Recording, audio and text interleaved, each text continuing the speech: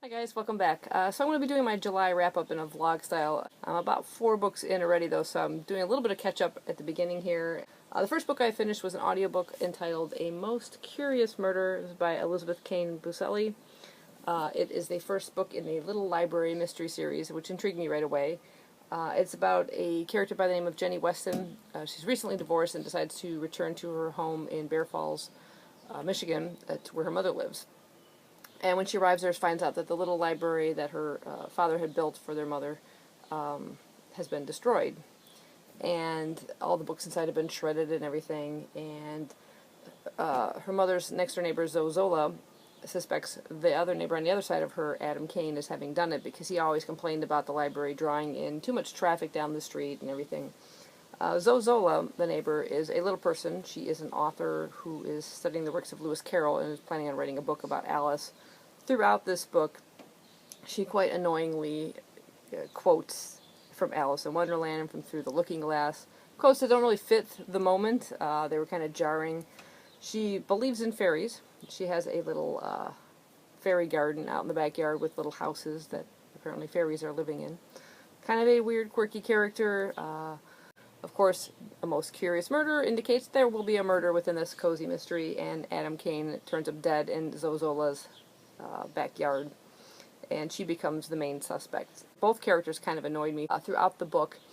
Jenny's character, when she does return home, she is afraid of running into her old high school boyfriend who cheated on her when they were dating and ended up getting a girl pregnant. He's now a bit of a drunk. He's got like 3 kids, and she still has feelings for him.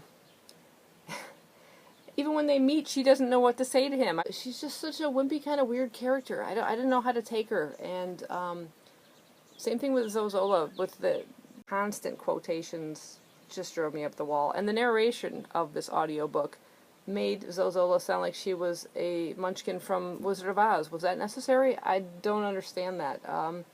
There just wasn't enough plot. There's too many characters. There's a ex-cop who's turned carpenter, who's repairing and rebuilding the library, who ends up helping out the police in their investigations and is allowed to go question the murdered person's brother and brings the main suspect with, and Jenny. Hello? Too many weird things going on in this series. I don't think I will continue with it. I only gave this one 2 stars. The next audiobook I listened to was a Doctor Who one entitled The Jade Pyramid. This was written by Martin Day and read by Matt Smith, the 11th Doctor. So it features his incarnation of the Doctor along with Amy Pond, one of my favorite companions in the series. It is a very short audiobook. It is written exclusively for audio, and it only took about a little over an hour, possibly because Matt Smith reads it so quickly. Just like he delivers lines as the 11th Doctor, which I like his character a lot. It just didn't suit when he was being the narrator of the story. The plot is basically Pond and the Doctor are following a distress call to medieval Japan, where they find this shrine, and within it is some kind of mysterious jade pyramid that only certain people are allowed to look upon, guarded by these ogre-like creatures. Not much plot development, not much character development, not much interaction between the Doctor and Pond. I just was overall disappointed in it, and I just gave it 2 stars. The next book I finished was Gustav Gloom and the Cryptic Carousel. This is by Adam Troy Castro, illustrated by Kristen Margiotta. She does the illustrations on the cover, and within the book too there are several of these dark kind of illustrations. And it's a middle grade book. This is number 4 in this series. This one kind of disappointed me a little bit. Not a whole lot seemed to happen or progress in the story. We have a couple things revealed that we're kind of wanting answers to, but not a whole lot happened within it. We have our main character, Gustav Gloom, and this is Fernie Watt, the neighbor that moves in next door. He lives in this sort of shadow house where the rest of the neighborhood is all super sunny and colorful and bright, and so his house sort of stands out a lot. And within this one, Fernie and Gustav are traveling to the Shadow Realm, which is sort of, I believe, hidden within the house of Gustav Gloom, Gloom Mansion. And they take this journey to the Shadow Realms to try and rescue both of their fathers and also Fernie's sister, who is kidnapped. And to travel to this realm, they travel through this thing called this carousel, which they discover within the house. There's lots of interesting characters. Lord Obsidian is sort of like the main evil character throughout the series. And overall, I enjoy that, the setting and the lovely illustrations throughout. But this story was just a little slow, not a whole much happening, so I only gave this one 3 stars. Next, I read a graphic novel entitled Alone by Christophe Chabotet, and it's translated from the French by Ivanka Hannenberger. I stumbled across this while unpacking books at work, and I stopped in my tracks to kind of flip through it, and spent the next about 10 to 15 minutes actually finishing this 380 plus page graphic novel. And the reason I was able to do that was because there's very little text in it. It's almost entirely in graphic form, which you'll see in a minute. I filmed a little bit of it. It is the story of a hermit living alone on an island lighthouse. And we see 2 boatmen delivering supplies every week to this lighthouse. The hermit is never seen, and one of the boatmen's fairly new, and he's kind of questioning about this person and what kind of life do they have living alone. What do they do all day? Why are they there? Why are they by themselves? And we come to learn that this hermit has not left this lighthouse, never set foot on land, has spent his entire life there, was born there, and since his parents have now died away, he is all alone by himself. And through the course of the story, you'll find out, why he has never left, and basically what his daily existence is like. His only companion is his imagination. The black and white illustrations are absolutely beautiful, and the attention to detail is amazing. I like the way the author plays with perspective and zooms in on a scene, getting closer and closer. Like I said, there's very little text within this, but it tells such a beautiful story of this hermit living by himself and how he spends his days. Absolutely gorgeous illustrations.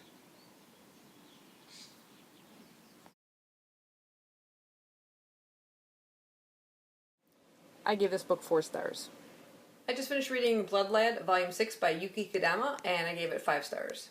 I just finished the manga readathon, which was a week-long readathon, and I talk about these books in a vlog, so I'm just going to go ahead and put a link to that wrap-up down below. I participated in BookTubeAthon this year, and I read these 4 books along with 2 others, and I vlogged every day, so I discussed each of these books during those vlogs, so I'll put links down below. Okay, I finished listening to the audiobook Wolf Hall by Hilary Mantel. This is a book that is set during the reign of Henry VIII. He's married to his first wife. They've had a child, Mary, but Henry is desperate for a male heir, and his affections are starting to turn towards Anne Boleyn. And he's trying to force the Catholic Church to annul his first marriage. And everyone seems to be caught in the crosshairs as he's battling against the Catholic Church.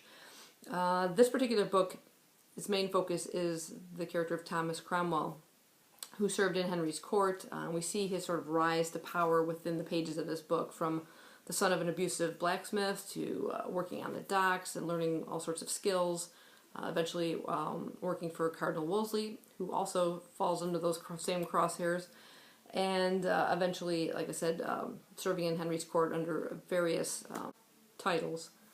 So I've encountered this time period in various forms before. I've read a book, The Autobiography of Henry VIII by Margaret George. Absolutely recommend that one. That was really, really good. I also saw the Tudor series on TV. Loved that. And some time ago, I remember seeing a televised version of the play A Man for All Seasons, which that one focused more on Thomas More's character, another man who served in Henry's court. I had a certain memory of what that character was like, and how he stood up for his convictions and refused to sign anything or agree to anything that placed Henry as the head of the Church of State. And I thought that was admirable in that character. But in Mantel's book, sort of showed a whole nother side that I didn't remember from that play, at least. How he tortured heretics and everything. And with the audiobook too, and the way that narrator portrayed the voice of Thomas More, I thought that was just really kind of snidely kind of voice, and it was really, really good. But like I said, this focuses more on Thomas Cromwell, and not just the political side of his character, but Mantel shows a lot of the family life with his wife and children, and then some of the tragedies that he faced in those early years. And Yeah, I really, really enjoyed the writing a lot. As I know there's been some criticism about the overuse of the pronoun he. That did bother me a little bit at first. I kept wondering, well, who's the author talking about in here? And you come to realize whenever they're referring to just he, it's going to be Cromwell because he's the main focus of this particular book. But overall, I really enjoyed it, and I can't wait to pick up the second book. I gave this one 4 stars. The last book I read in July was War and Peace by Leo Tolstoy. I began this on June the 1st, and over the course of 2 months, read this beast of a book. And the reason it took so long to read it was I participated in the Goodreads read-along where we broke up this book into like 6 chapters a day. This is a book that intimidated me when I first looked at it. I mean, it's set during the Napoleonic Wars. You know, huge cast of characters, fiction as well as historical, Russian names and everything. Reading it in the way we did, 6 chapters, made it very accessible. At times I wanted to go beyond that and read ahead, and I did. Once I got into the book, once I got past maybe the first 6 chapters or so where you're kind of inundated by a lot of characters, you start getting into the rhythm of the book. There is a list of the characters, at least in my edition, towards the back. Tolstoy does an absolute fantastic job of depicting the horror and the chaos of the war scenes, from generals receiving commands that are outdated by the time it reaches them at the front.